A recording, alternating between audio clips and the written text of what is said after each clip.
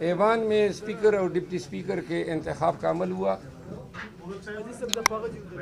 ذرا تھوڑا سا پیچھے ہو جائیں پلیز, تھوڑا سا پیچھے ہو جائیں تاکہ ان کو تکلیف نہ ہو. آج ایوان میں اسپیکر اور ڈپٹی اسپیکر کے انتخاب کا عمل ہوا.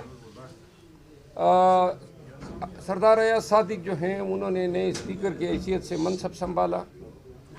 چونکہ پاکستان تحریک انصاف سے وابستہ ممبران قومی اسمبلی کا اول روز سے یہ موقف ہے کہ جو اجنبی لوگ ایوان میں بیٹھے ہیں اور چونکہ ہماری ریزرو سیٹس ہمیں ڈینائی کی جا رہی ہے, جن کے ساتھ ہماری مجموعی تعداد ایوان کے اندر 225 بنتی ہے, اور چونکہ ایوان مکمل نہیں ہے تو لہٰذا یہ الیکشن نہیں ہونے چاہیے تھے, جس پہ ہم نے اپنا احتجاج ریکارڈ کرایا.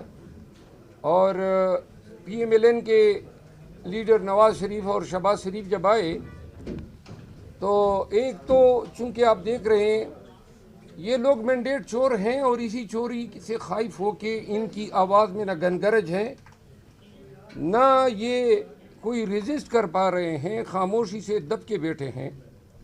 تو لہٰذا آج ہم نے ان کو آئینے میں ان کا چہرہ دکھایا اور بوٹ ان کے سامنے لہرایا. ضیاء الحق کی سرپرستی میں یہ خاندان جو ہیں سیاست میں آیا اور ابھی تک ان کے عادات اور خصائل میں وہی چیزیں ہیں.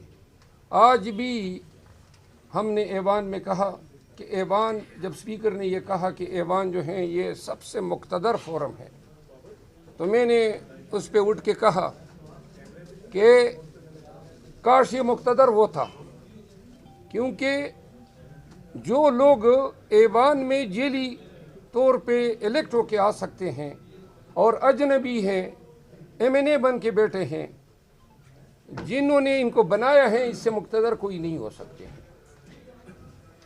اسپیکر کے الیکشن میں اور ڈپٹی اسپیکر کے الیکشن میں وہ جیلی مینڈیٹ ووٹ ڈال رہا ہے. پاکستان کے لیے المیہ ہے, پاکستان کے مستقبل کے لیے اس سے بڑا خطرہ کوئی نہیں. آج محمود خان اچکزئی صاحب نے حق پر مبنی باتیں کی ہیں اور یہ بتائے ہیں کہ ملک کو کس جانب ہم لے جا رہے ہیں. جب تک ملک کی تمام سیاسی قوتیں بشمول P M L N People Party اور تمام وہ پارٹیاں جو آج ایوان میں ہیں وہ گول میز کانفرنس نہ کر لیں اور قرآن کریم کو درمیان میں رکھ کے یہ فیصلہ نہ کریں کہ ہم کر کیا رہے ہیں اور کس کی خوشنودی کے لیے کر رہے ہیں. ہمارا واحد, تمام پارٹیوں کا واحد ٹارگٹ جو ہے وہ عوام کی فلاح و بہبود ہونی چاہیے. آئے دن پٹرول مہنگا ہو رہا ہے, بجلی مہنگی ہو رہی ہے, گیس مہنگا ہو رہا ہے, مہنگائی کے بم گرائے جا رہے ہیں, عوام کو کوئی ریلیف نہیں ہے اور زیادہ زور اسی پہ لگا ہوا ہے کہ کون سی پارٹی زیادہ جیلی مینڈیٹ چوری کر لیتی ہے. تو لہٰذا یہ ایک گول میز کانفرنس جس کا خاکہ محمود خان اچکزئی صاحب نے پیش کیا, اس پہ بات ہونی چاہیے. تمام سیاسی قوتوں کو سوچنا چاہیے کہ کیا ہم مل کے اس ملک کو صحیح معنوں میں جمہوریت نہیں دے سکتے ہیں, کیا ہم مل کے اس ملک کو تمام غیر سیاسی عناصر کی اثر و رسوخ سے پاک نہیں کر سکتے ہیں. ہم لوگوں کو جو سیاستدان ہیں, جو پارلیمنٹیرین ہیں, ان کا کام سیاست کرنا ہے, انہی کو یہ کام کرنا چاہیے. عدالتوں کو انصاف سے, فوج کو اپنی ذمہ داریوں کے ساتھ, ہر ایک اپنے ریلیم میں رہ کے اپنے فرائض انجام دیں. یہ ایک دوسرے کے کام میں گھسنا, ٹانگ اڑانا, یہ ملک کے لیے روز بروز جو ہے خطرناک بنتا جا رہا ہے. عمران خان جو ہیں اور پاکستان تحریک انصاف کے دیگر لیڈرز, ان کی اہلیہ, خواتین پابند سلاسل ہیں. پوری قوم کو پتہ چل گیا ہے کہ کس طرح فاشزم پر مبنی عدالتی نظام کے ذریعے ان کو سزائیں دی جا رہی ہے. اور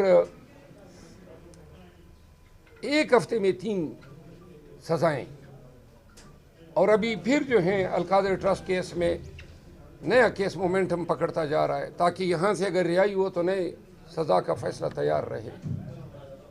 لہٰذا عدالتوں کے نوک پلک درست کرنی ہے, سسٹم کو اوورال کرنا ہے, ایوان کو, سیاست کو نان ایکٹر کے اثر و رسوخ سے پاک کرنا ہے. اسی میں پاکستان کا مستقبل پنہا ہے، اسی میں جمہوریت کی آبیاری ہونی ہے، اسی میں جو ہے پاکستان کا تابناک مستقبل پوشیدہ ہے۔ یہ بتائیے گا کہ پارلیمنٹ کا آج اسپیکر اور ڈپٹی اسپیکر والا انتخابی مرحلہ جو مکمل ہو گیا، کل قائد ایوان کا بھی یقیناً ہو جائے گا، تو کیا یہ جو کچھ ہو رہا ہے اس کے اوپر کوئی قانون سازی میں بھی آپ حصہ لیں گے؟ نمبر 1، کیا قانون سازی میں بھی آپ کو حصہ لیں گے جو الیکشن میں جو کچھ ہوا ہے، الیکشن ایکٹ میں ترمیم کے حوالے سے؟ اور دوسرا ذرا یہ بتا دیجیے گا کہ آج آپ نے جوتا لہرایا ہے، وہ جوتا میسج کیا تھا؟ وہ جوتا جو تھا بیسیکلی ایک شیشہ تھا جو میں میاں صاحبان کو دکھا رہا تھا۔ یہ جوتا نہیں تھا، یہ اس جوتے کی پیداوار ہیں جو ضیاء الحق پہنا کرتا تھا، اور جس کے طفیل یہ وزیر اعلیٰ بنا 85 میں اور آج تک پاکستان کی سیاست میں ہے، تو لہٰذا ان کو اصل مقام دکھا رہا تھا۔ میاں نواز شریف ہارے ہوئے ہیں، ایوان میں حلف اٹھا رہے ہیں، 3 دفعہ وزیر اعظم رہ گئے، اب ملک پہ تو رحم کر لو۔ تھوڑا سا ضمیر ہوتا تو کہہ دیتے کہ نہیں، میرا ضمیر گوارا نہیں کرتا ہے کہ میں فی الشدہ مینڈیٹ کے ساتھ ایوان کا ممبر بنوں، تو ان کا حق بنتا ہے جوتا دکھانے کا۔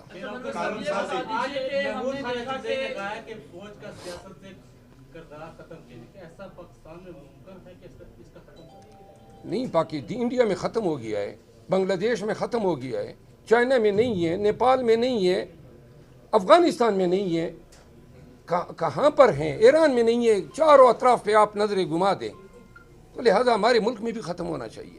اچھا سر، یہ بتا دیجیے، آپ نے بات کی کہ گورنمنٹ کانفرنس ہونی چاہیے، تمام تر سیاسی جماعتوں بشمول مسلم لیگ نون، پیپلز پارٹی، باقی جماعتوں کی بات ہونی چاہیے۔ چیئرمین ترکن صاحب جو ہیں، مانی چیئرمین، انہوں نے بولا کہ ایم کیو ایم سے بات نہیں ہو سکتی، پیپلز پارٹی سے بات نہیں ہو سکتی، مسلم لیگ نون سے بات نہیں ہو سکتی، کیسے دیکھیں؟ دیکھیں، اگر بات اس پہ کرنی ہے کہ ہم نے ملک کے وسیع مستقبل کے لیے ایک ڈھانچہ مرتب کرنا ہے، اگر وہ یہ سمجھتے ہیں کہ ملک کو ہم نے ڈیلیور کرنا ہے اس مانسٹر سے، یہ عفریت ہیں، بہت بڑے خطرے میں آج کل ہم خطرے سے دوچار ہیں۔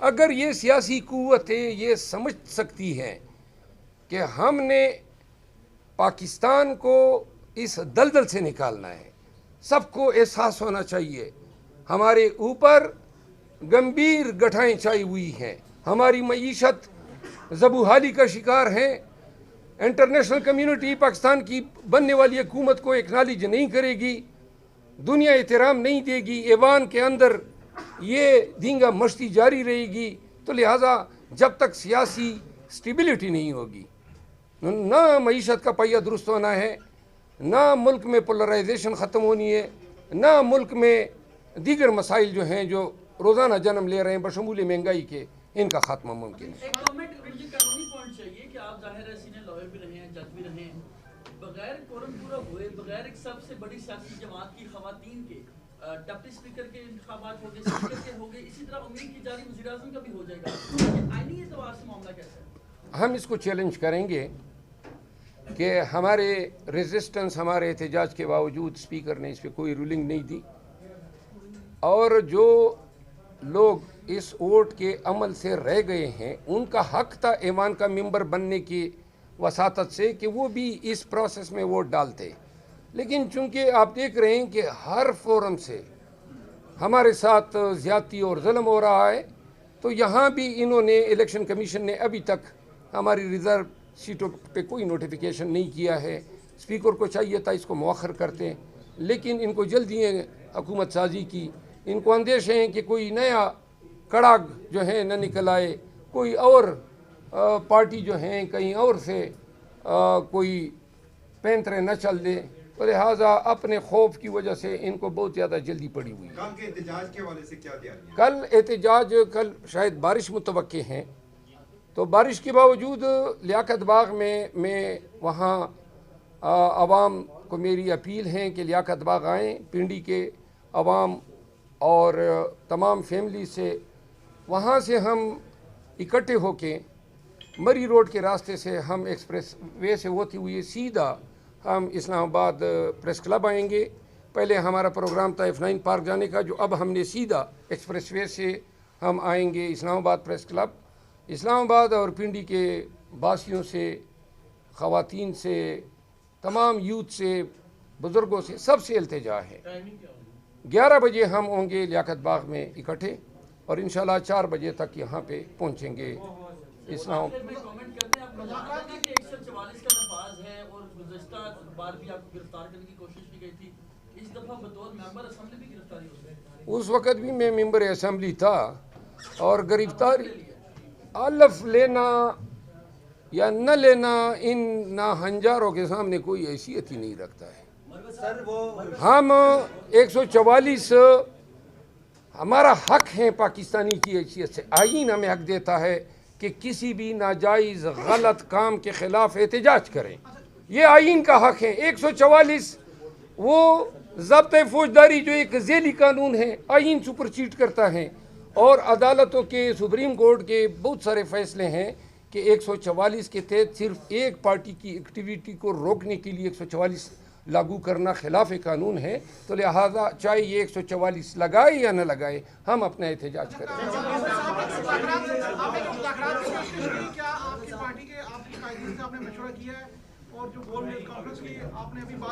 جی, یہ ایک جرنل ہماری پرسیپشن ہے.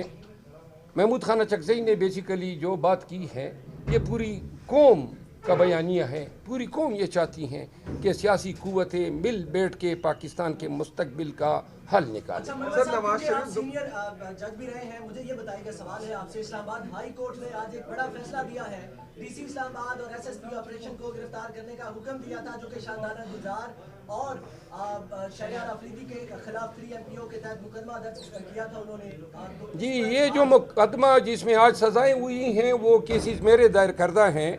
میں اس کیس میں عدالت کے سامنے پیش ہوا. میں شاندانہ کا بھی وکیل تھا اور شہریار آفریدی صاحب کا بھی تھا. پھر عدالت نے جب تبین عدالت کارروائی شروع کی تو اس میں میں نے اپنا ایفیڈیوٹ بھی دیا.